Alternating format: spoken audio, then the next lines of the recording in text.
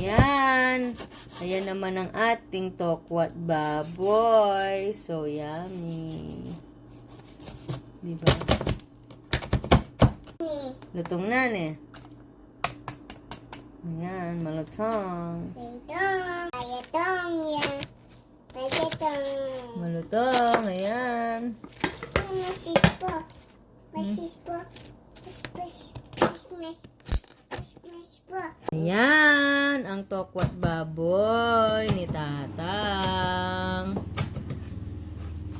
Masarap ba yan? Masiyap pa yan.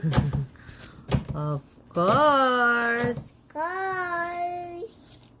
Yan.